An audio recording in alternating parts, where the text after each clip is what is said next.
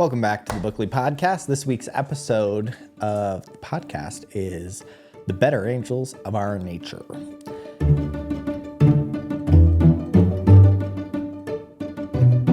In this week's mini episode, I just wanted to do a quick summary of the book according to the way that I saw it. So I'm going to go ahead and get started here.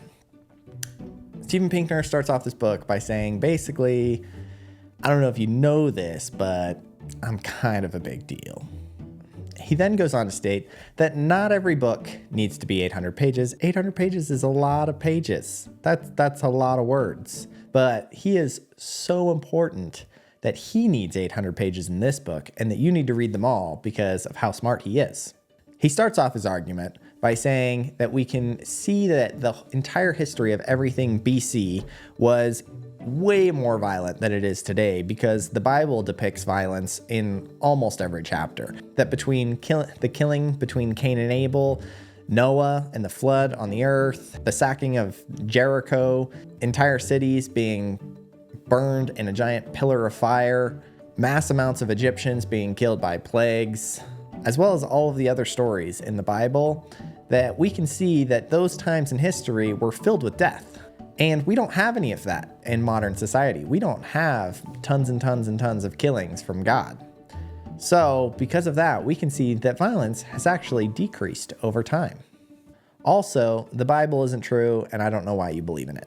He then goes on to state that you may think that violence is all around you because you see violence in movies, TV shows, art, and the news.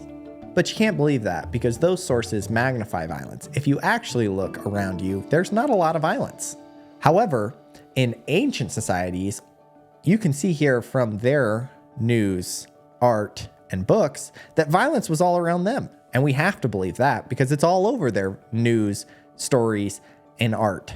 Now, I'm going to prove to you that we are in a period of extended peace now. And because of that extended peace, we can see a downward trending line in violence. So take a look at this graph from 1900 to 2005 that depicts all wartime deaths. Well, in actuality, it doesn't depict all wartime deaths.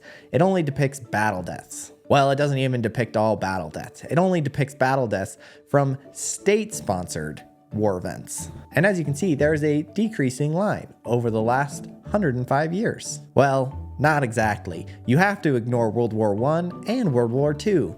Ignore the two most significant events in this 105 years. But if you do that, and you ignore those two events, you can see that there is a decreasing line of battle deaths from state-sponsored conflicts. And that just goes to show that violence is decreasing over the entirety of history. And because of that, you can see that we live in a period of new peace. Also, you can trust me because I know math.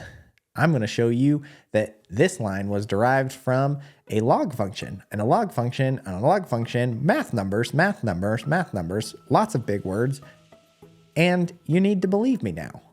And I know what I'm talking about because I know math. Also, when was the last time you saw someone's head being chopped off in your neighborhood? Violence has been decreasing. Also, we're primarily going to be looking at the United States and Europe. The rest of the world, we're just going to kind of ignore because I don't really want to talk about them, and I also don't have a whole lot of data to back up my claims. Also, did I mention that my book spends a significant amount of time from post-World War II to modern era, which is only about 80 years, but we're going to use those 80 years of data for the basis of our conclusion and the crux of our argument, and we're just going to ignore the 4,000 years that came before that. But why look at a trend line that includes 4,000 years worth of data when we can look at a trend line that only includes 80 years worth of data?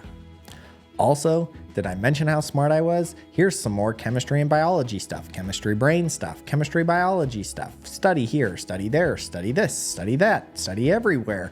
I feel like Dr. Seuss with all of these studies everywhere. You get a study, you get a study, you get a study, you get a study, and all of these studies say, I'm right.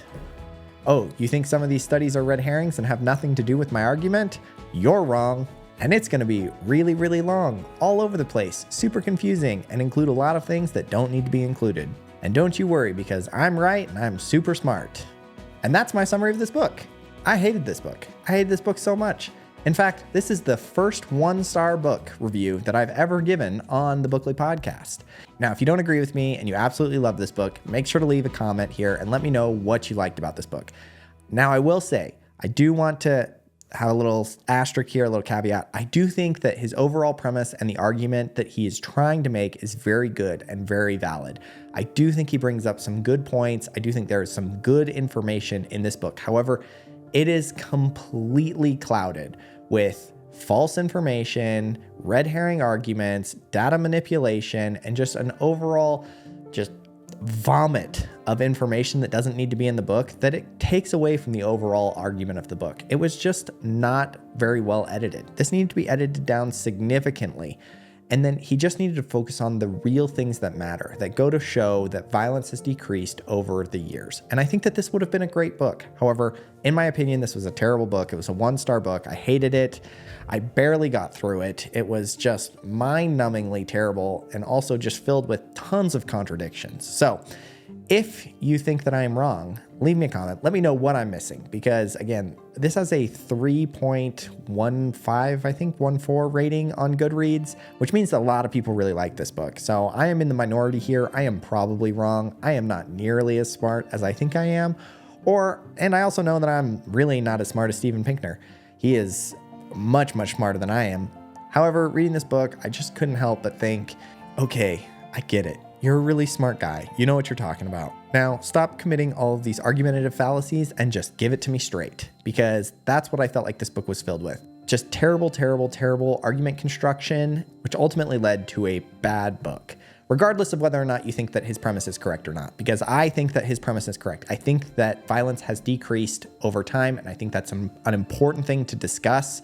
I just don't think it was delivered very well. So let me know what you think in the comments. I'm sure I'm going to get roasted. I'm sure people are going to love this. Again, I will say I'm not as smart as Steven Pinker is, and so I probably have no idea what I'm talking about, but that was my overall impression of this book. And if you want to hear my full review, it's over an hour long, where I dive deeper into the things that I did like, the things that I didn't like, some of the arguments that I felt like were exaggerated or were poorly done. Make sure to check out this episode of the podcast, again, where I dive deeper into the better angels of our nature. And make sure that you like, comment, and subscribe to this video, and turn on notifications so you never miss an episode of the podcast. Thank you for listening. See you next time.